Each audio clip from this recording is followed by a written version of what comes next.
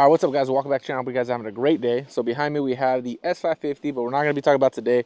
Today, you go ahead and see by the title, I'm sure, of the thumbnail, we're actually going to go ahead and be talking about the 2024 Dark Horse and everything we've been able to do with it over the last year of ownership. So this 2024 Dark Horse is my Mona Lisa.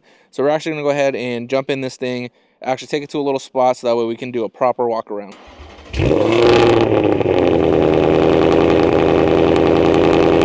All right, so to go ahead and clarify, I believe, in my opinion, that this is the wildest 2024 Dark Horse on the internet, currently ending the year off in 2024. And I'm also going to go ahead and do my best to let you guys know where I got everything, so that way it's a little bit easier if you're wanting to know where and what I did to get this car to this point. And again, I'm super happy. There's some stuff that we just did because we could, to be honest. But at the end of the day, I love this car and I am super happy to what we've been able to accomplish in just 1 year. To actually start off, I do not remember when I actually put the allocation in, but I was actually able to get an allocation, put the build order in for my 2024 Dark Horse. This is exactly what I wanted. So this is, again, a 2024 Dark Horse manual because I wanted the Tremec. I wanted to go ahead and shift gears. And just to clarify, we did actually pick this car up towards the end of November 2023, but it wasn't actually really in our position until December of 2023. So currently it is December 2024. So let's go ahead and start doing this walk around. So to start off, the obvious, we have the beautiful carbon fiber all around the car. So let's go ahead and talk about that. So we actually have the GTD style for the hood as well as the fenders here. You go ahead and see they are 0.8 wider than OEM. So they definitely do tuck the wheels in pretty deep. But these vents, you go ahead and see just coming up, they are pretty massive, I'm not going to lie. So they really do add a very aggressive look to the front. Just coming over here, you go ahead and see.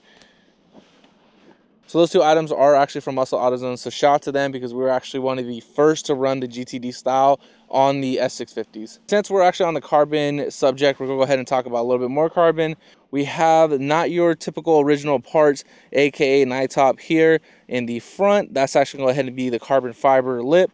We also have their carbon fiber, which is actually really dirty, so you can't even tell. But those actual splash guards are from night top as well, carbon fiber. And we actually have their side skirt, which is really aggressive, in my opinion, goes really well with the actual vents over here. Now walking to the back over here, we actually have their tail light bezels as well. Now, and that is actually pretty much it for the night top. Looking at the back here, we have the carbon fiber plate from 77 Performance. And now one of the newer sponsors that we actually just got at the end of 2024 is Extreme Online Store. So this is actually the carbon fiber deck lid replacement. You go ahead and see it's completely seamless here, so you can do whatever you want to do with it. If you want to add another spoiler on it, if you want to put the Dark Horse spoiler, Performance Pack spoiler, GT500 Track Pack spoiler, it pretty much gives you a blank slate. The nice thing about Extreme Online Store, you could actually pick up the bezels, you could pick up the delete there, you could pick up the bigger spoilers. They actually have a lot of different options on their website, so that way you guys could go ahead and pretty much shop all at one.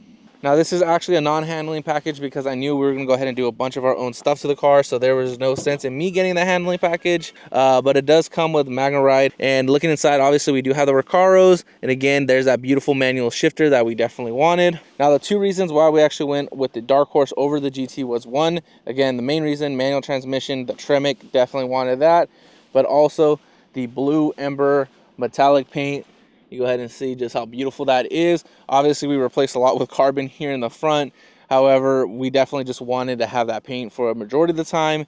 We didn't go ahead and go GTD until towards the middle of the year, but with that being said, super happy with the paint, super happy with the carbon and how the paint and carbon match. And I will go ahead and say a majority of the work was done by the shop in Fresno, Unleashed Motorsports, so shout out to them for being a heavy sponsor with them. This car actually does attend a lot of shows, and if they ever run booths at shows, we actually end up going with them, so that way we could display their amazing work here. And the wheels are actually from Black Diamond, so shout out to them because we're actually able to do a nice video shoot, photo shoot up in the mountains. So super happy with how that came out and how that project came out altogether. And currently we are bagged on Universal Air struts. I believe we were the first Dark Horse to actually go bagged with Universal Air, so shout out to them, as well as the airlift management system over here in the back. Super simple and super clean in my opinion, with the chrome tank as well as the dual compressors there. So the most controversial part of the car is going to go ahead and be the vertical doors. We were actually the first vertical door S650 ever. So you go ahead and see, again, one of those things where we did because we could. Now, personally, I actually always wanted vertical doors, something as a kid I just wanted to always do. and being able to do it on this insane dark horse was an opportunity that I decided just to jump on. Now, when we first actually got them installed, we actually did a massive burnout pretty much down the road right there. Now, coming inside the dark horse, we had the full screen there. We actually had the custom interior floor mat, so super happy with those. We also have a little bit of dyno performance right there. Now, this carbon fiber piece is actually from Ford itself, so we were actually able to use the points that we got for buying the car from Ford to just add those on. So you go ahead and see we have hood pins, and those are not just for show. We definitely wanted to protect this carbon fiber hood, one, and the other piece is because we actually like to go fast a little bit here. So popping the hood up here, you go ahead and see what we have underneath. Sheesh, that thing never gets old to look at. So coming up to the tag here, you go ahead and see the Caliber Customs. They were actually the shop that were able to go ahead and knock this out. They're actually based out of Madera. So shout out to them because I'm super happy how the install came. Okay, you go ahead and see we are running the VMP/Whipple partnership supercharger here with the VMP carbon fiber intakes. Super happy on how this came out. Now you go ahead and see the hood pin install was super clean, like OEM. And to actually fit the big old supercharger here with this hood, we did actually have to cut it. So super happy on how they were able to actually make everything fit. The only thing is we definitely need to get some black heating sheet right there, so that way we just protect the hood and pretty much match up the look, so that way we don't have just that exposed. So again, I'll go ahead and get some heating tape at some point. For exhaust, we're actually running the stainless power headers with the Stedia X-Pipe resonator delete there. Super simple, kept the active exhaust for that particular reason, so that way we can go quiet. We'll go ahead and show you guys an example right now.